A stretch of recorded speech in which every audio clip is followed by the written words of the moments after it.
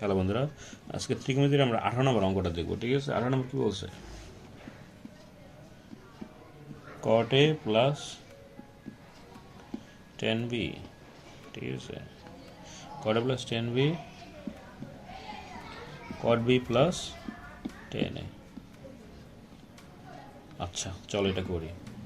And যে কোনো আমরা একটাকে চেঞ্জ করব, আমরা টেনটাকে চেঞ্জ করে বলি। চলো তাহলে 1/cot b লিখবো। ঠিক আছে, নিচেটাও সেম 1/cot a।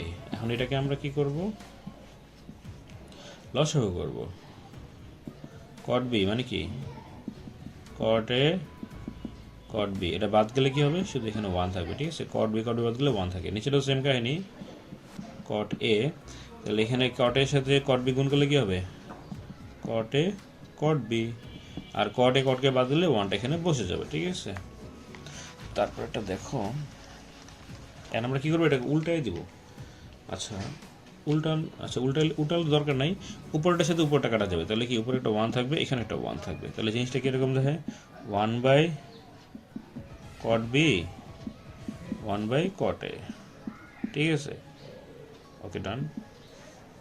এখন এটাকে আমরা কি করব? এটাকে এখন উল্টাই দিই। চলো তাহলে 1/cot b ইন্টু শুধু এখানে কি হবে? cot a by 1। নিচে বানাতে দাম নেই। 1/cot b মানে কি? tan b।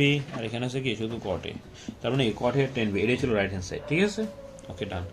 এটা আজকে থাক।